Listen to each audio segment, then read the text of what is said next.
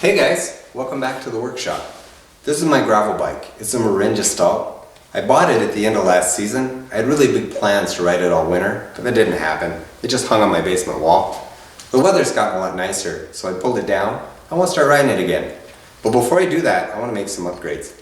Specifically, I want to convert it to hydraulic disc brakes. So that's what we're going to do in today's video. If that interests you, well, stay tuned. We'll get started.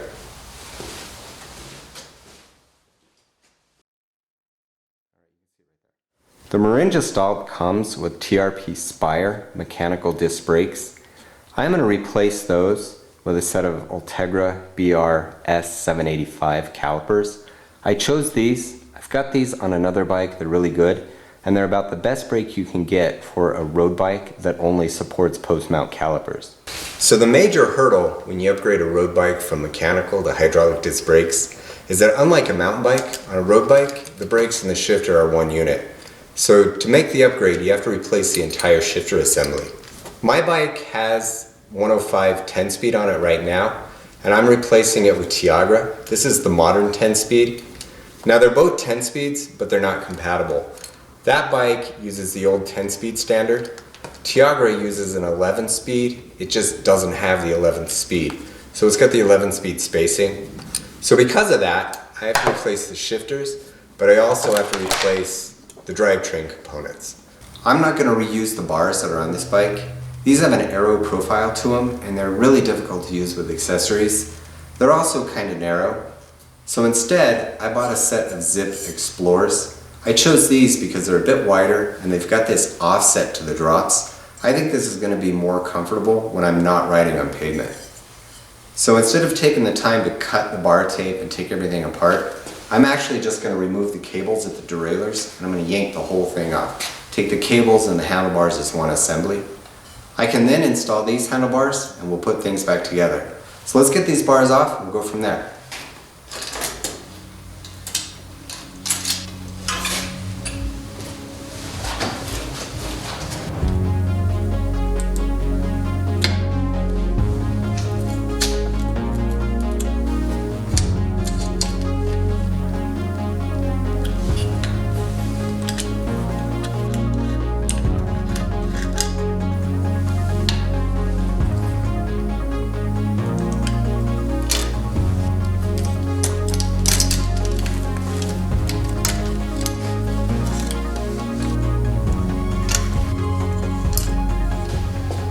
Smaller than that. Smaller than that. Nailed it.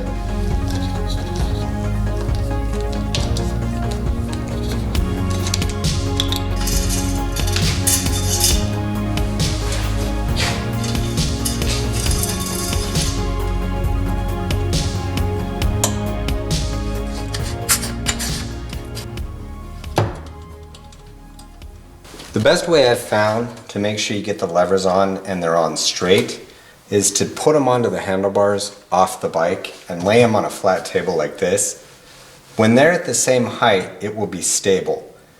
So right now you can see I've got a bit of a rock. That means that this lever is lower than this one. So I can move these two levers until I get a handlebar that doesn't rock. And when I get there, I'll know that they're at the same level.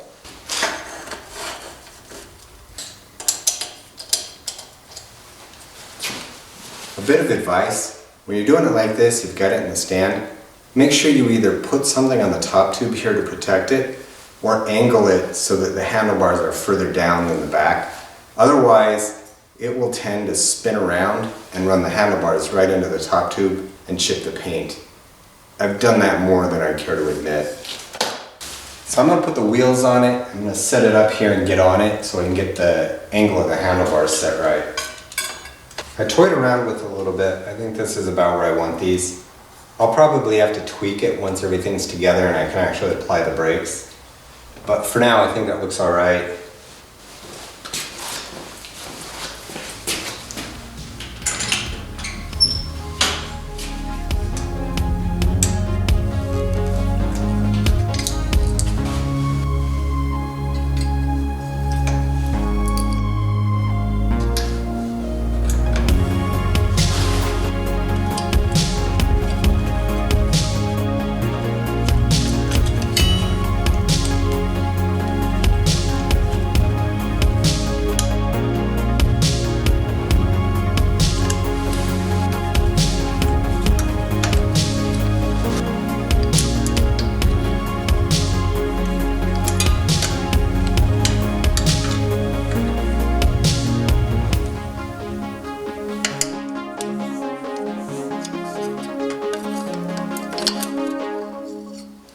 I hit a snag.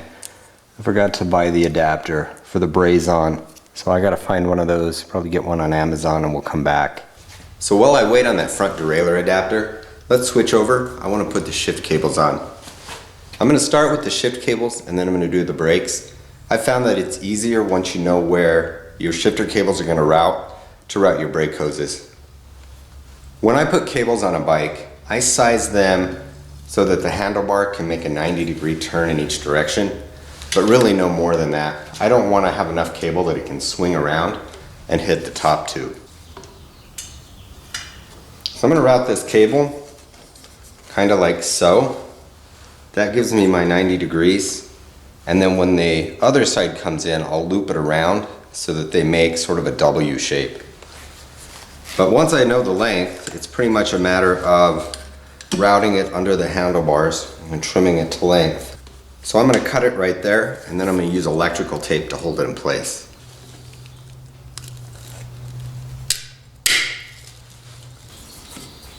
I like to start in the corner. That gives me the opportunity to pull it tight there.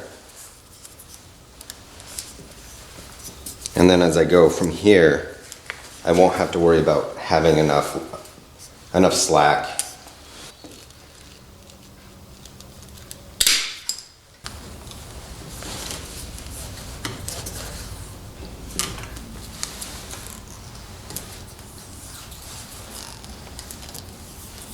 So here's a better look at the alignment of the shifter cables. They come in and you'll notice they overlap or they cross over at this point. That's to allow enough slack for the bike to make the 90-degree swing. This is kind of the typical routing I've seen on road bikes for shifter cables, and this is how they've always turned out on bikes I've built. So this is what you should expect for routing. So now that these are installed, let's put the hydraulic brake hose on.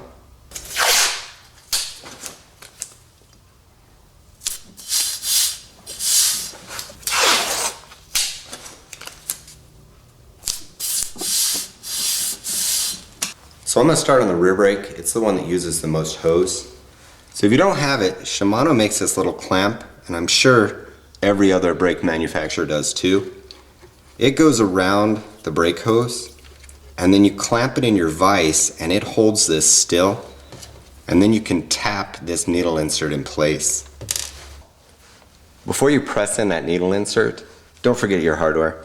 So it goes bolt, then it goes compression bushing, and that bushing goes on a specific way.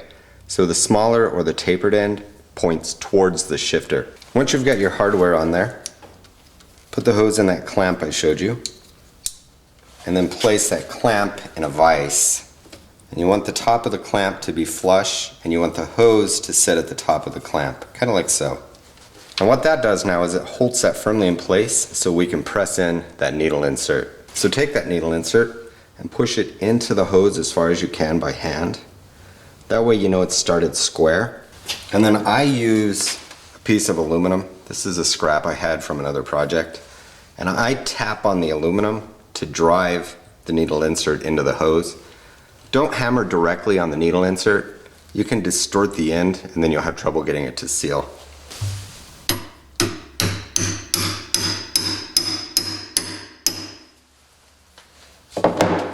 Alright, so that needle insert is now installed. And this end of the hose is ready to go on the bike. So we'll take it over, and I want to install the hose on the shifter, and then we'll figure out how long it needs to be, and we can install the other end for the caliper end. When you install the hose, tighten it down, but not tight enough to actually compress that compression bushing. What we're doing is a temporary install so we can figure out the length of the hose. So I'm going to install this hose, I'm going to route it back to the back caliper to figure out the length, and then I'm going to take the hose off and take it back to the bench to install the hardware.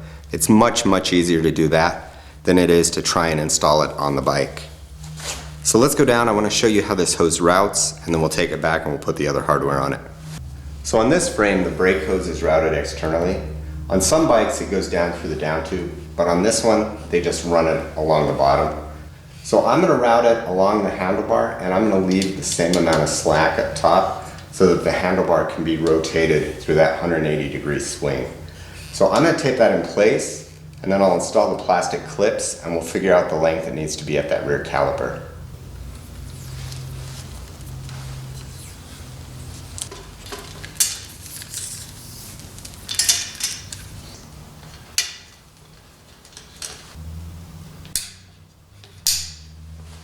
So on my bike, the hose runs up along the backside of the stay and connects to the caliper in this location. So I am going to mark the length that I want this hose to be with some tape, pull it back off the bike, and we'll install the other bit of hardware on the bench.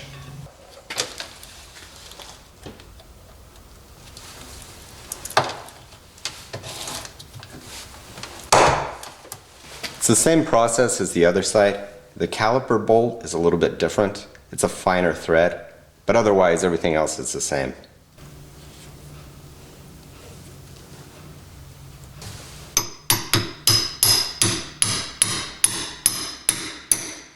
All right, let's go back over to the bike. We'll get this put on. So the big thing to note here is when you tighten this down, you have to make sure that that bushing is absolutely centered in the housing.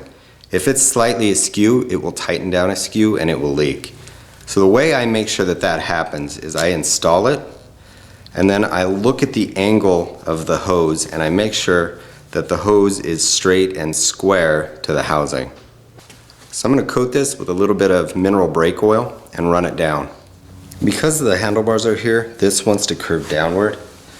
So I'm lifting up on it slightly to make sure it enters the housing straight.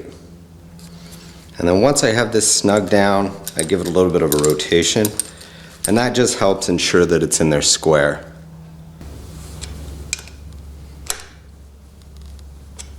As you tighten this down, you'll feel that bushing compress. You want to tighten it enough that that gets fully compressed, but not so tight you damage the housing or chew up the bolt. So this one's good. I'm going to route it now along the frame, and then we'll do the caliper side. Just like the front, I've added a bit of brake fluid to help lubricate it, and it's exactly the same thing. Make sure that that hose goes into the bolt perfectly straight. Otherwise, just like the front, it will tweak that bushing, and then when you tighten it down, it'll be out of square and it will leak.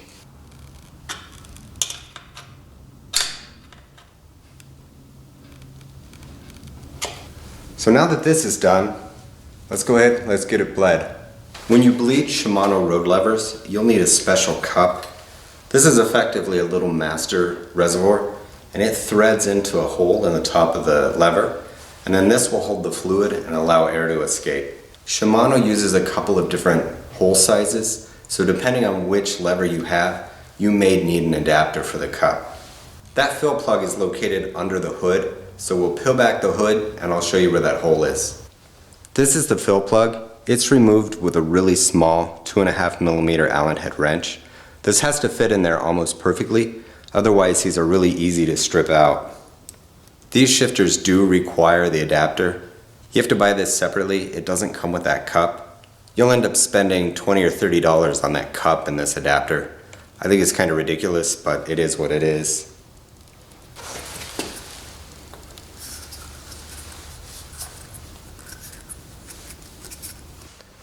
These calipers hide the bleed nipple under a little rubber plug. Find that and pop it out. Don't lose it though, it's there to keep dirt and grime out of the nipple. This here that looks like a bolt, this is actually the valve that allows fluid to flow through the caliper and out the bleed nipple. It requires a 3mm Allen head wrench. When you open it, it will open this bleed nipple to atmosphere, so air can go in or air can come out. So you want to keep this closed during the bleed process unless you want air to come out of this nipple.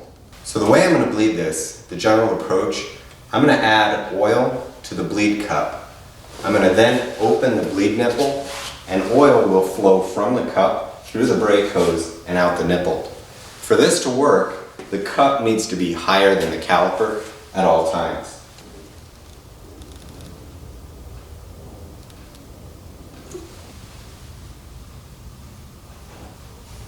Alright, so I've raised the bike so that the cup is higher than the caliper. I'm now going to open this up and allow air to start flowing out that bleed nipple. To help with this process, I am going to use a syringe to help draw air and fluid out of the bleed nipple. So I'll open the valve and I'll pull on the syringe. That will create a vacuum and it should help pull air and fluid through. Shimano will sell you a syringe for this. This one my dentist gave to me when I had a tooth removed. Alright, so I'm going to open the valve and draw a vacuum.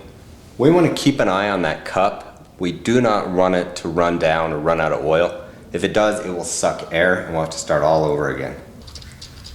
And you can see it's already pulling air and fluid. So we're just going to let this sit and allow it to pull fluid. And we want to keep doing this until we don't see air come out of the line. And as this starts to fill up, if it gets full or you start running out of space, close the valve and then disconnect the hose. Don't disconnect the hose with that valve open. And I'm going to keep doing this until I don't have any air. One thing I would like to note is that some brake fluid will eat your paint. So have a rag handy, and if you spill any, wipe it off immediately. So it took me about 4 syringe pulls to get the air out of the caliper. So now everything from the lever back to the caliper is bled. There is still air in the lever, however, so we need to bleed it. But before we do that, we want to remove the rear wheel and make sure we've got a bleed block installed. And this should come with your caliper. If you don't have one, you can get one from Shimano. I will also measure the thickness of this and put it on the screen. And if you don't have one of these, if you just have a block that thickness, it should work. So for these calipers, that bleed block it's 10 millimeters. The last thing we need to do is bleed the lever. So the way I've found that works the best for this, angle the bike so the level in the cup is pretty much level with the ground, and then work the lever in very small movements. Not a lot. Pull it about 1/2 inch stroke and then let it go. And what that will do is it will cycle air out of the internal plunger of the lever. And I'll bring you in, I'll show you what it looks like in the cup as I do this. Alright, so you're looking down into the cup. Notice that I'm only moving the lever a small distance. If you move it too far, you just push the air around inside the system. As I do this, you should see little air bubbles come up from inside the lever and up out through the cup.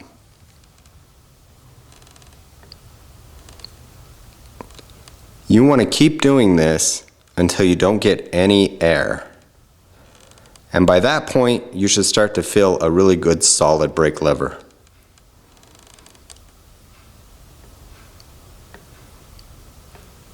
And as you do this, if you get to a point where you're not getting air bubbles, change the orientation of the bike.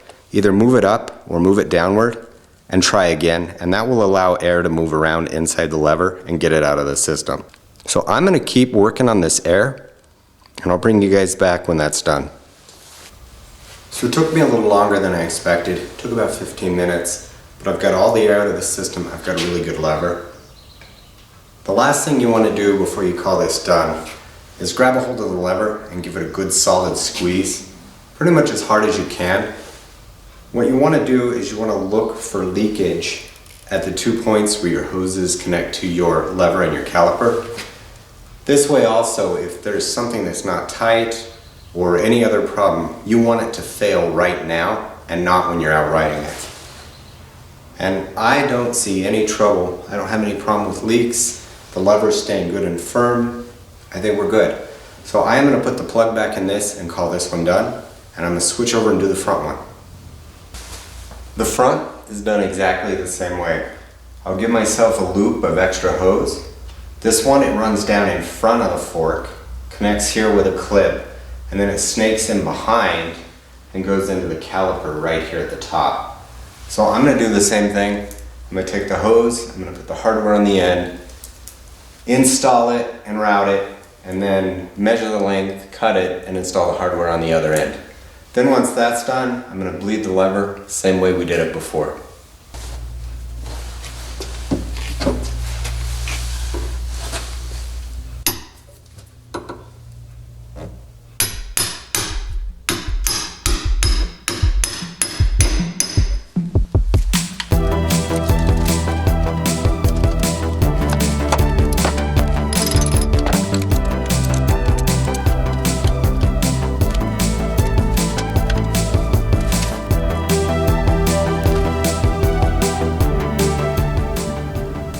this one I had a good firm lever almost straight away.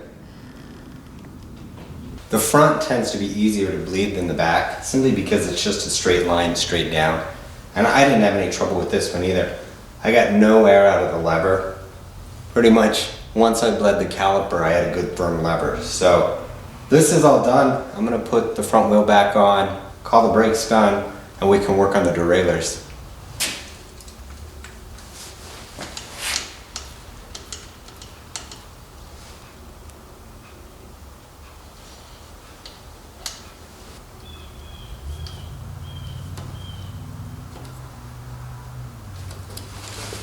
Setting up a new derailleur, it's really easy without the chain on. The way I do it is I set the high limit screw first, and I sight down the highest gear onto that pulley, and I make sure those two are in alignment.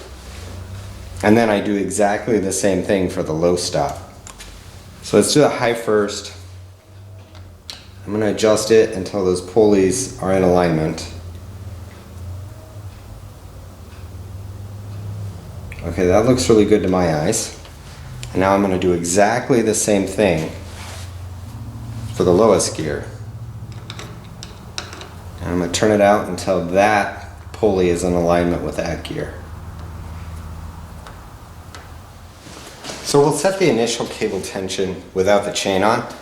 The way I do that is I click it over until it goes to the second gear, and then I adjust cable tension until that second gear is in alignment with the pulley, the derailleur pulley.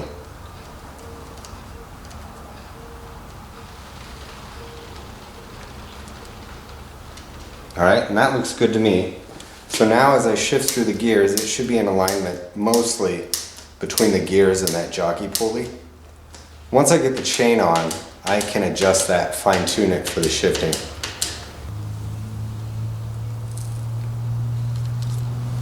That Brazon adapter clamp came in the mail, so let's install the front derailleur. This particular adapter clamp has quite a bit of adjustment to allow me to move the derailleur up or down. So I'm going to install it right in the middle of that range, and then once we get it on the bike, we can adjust it as needed.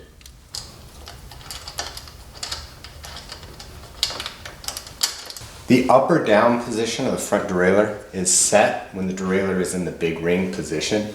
So the way I do this is I pull it out into that big ring position and I align the teeth with the little guide on the derailleur.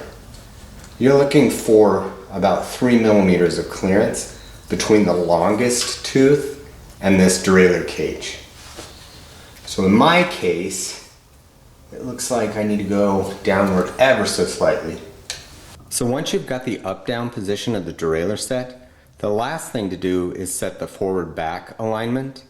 The way I do that is I sight downward onto the top of the derailleur cage, and I make sure it is absolutely parallel with the big ring on the crankset.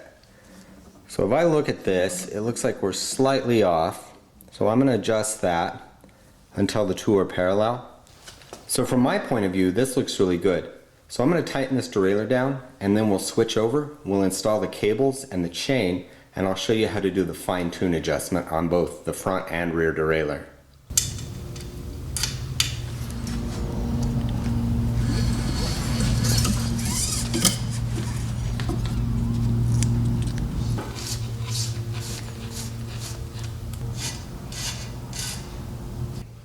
These modern road front derailleurs, they're a little wonky in their cable routing. So the cable comes up from below the bottom bracket, comes through, wraps completely around the cable retainer, and then exits in this direction. And I think the reason they did that is to try and keep the cable out of tires.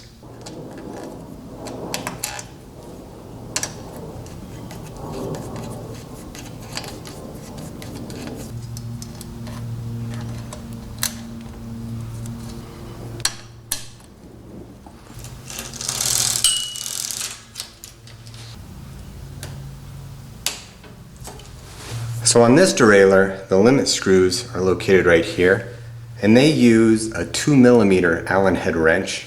So the way I'm going to adjust this, I'm going to put the rear derailleur in the lowest gear, and then up front, we're going to set the low limit screw first, and then the high limit screw. So the way I adjust this, I turn the crank and watch the chain as it rolls along on the inside of the derailleur.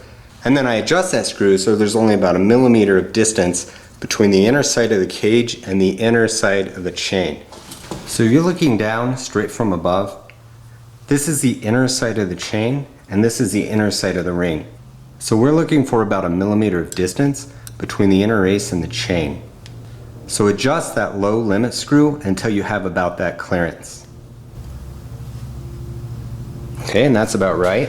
So now what we want to do is shift into the big ring up front and the highest gear in the rear.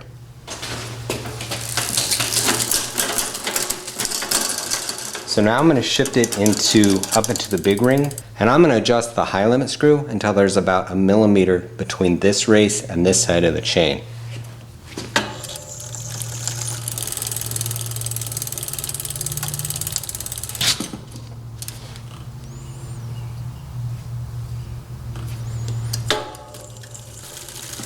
Alright, that looks good. So this derailleur has 2 alignment marks. You see them here and here. With the front shifter in the trim position, we want to adjust cable tension until those 2 lines line up. So because this is a fine-tune adjustment, we'll use this adjusting screw.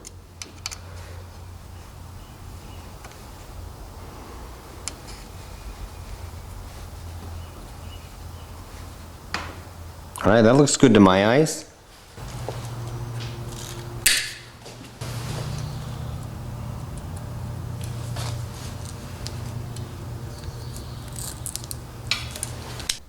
Alright, I'm going to run it through the gears, and I want you guys to watch the front derailleur.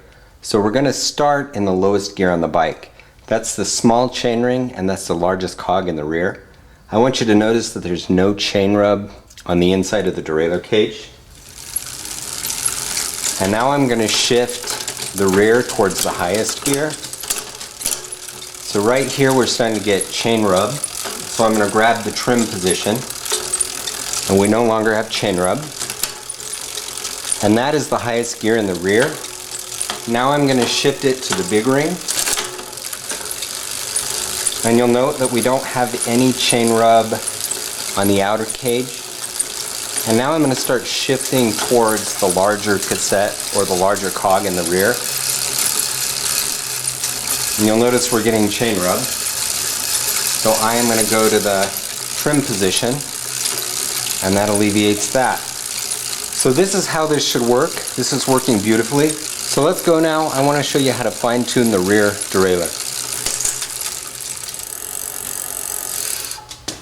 So I'm going to start with a cable tension. Since we eyeballed the stop screws earlier, I'm going to assume they're correct unless we can't resolve any shifting issues with tension. So the way I fine-tune tension, I shift into the highest gear and then I run the cable slack all the way in. So the cable is loose. So then I'll pedal and I'll shift into the second gear, and because we've got so much slack here, it won't shift. And what we'll do is we'll turn the tension knob to increase the tension until it shifts. So I'm in second gear.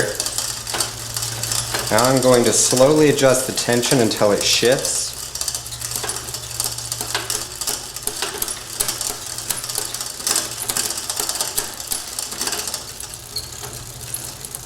Alright, that sounds good.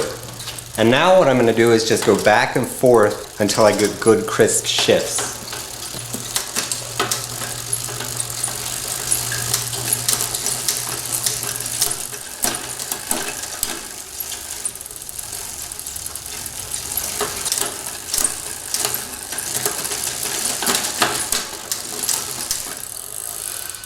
Alright, I'm really happy with that. So as you're adjusting the derailleur, if you have trouble with the chain shifting from the largest cog down to the smallest cog or going from low to high, if it's slow to make that shift, you usually have too much tension. If you have trouble when you're shifting from high to low, if it's slow or sluggish shifting that way, then you usually don't have enough cable tension. I'm really happy with how this turned out. The brakes feel great, it's shifting really well. I'm not going to wrap the handlebars just yet. I want to take it for a ride. I want to make sure I'm happy with the position of the bars and I'm happy with where the levers are at. Once I know that that's good, then I'll wrap the handlebars. I don't want to screw up bar tape. It's expensive. So I'm gonna take this out, take it for a ride. I'll see you guys later.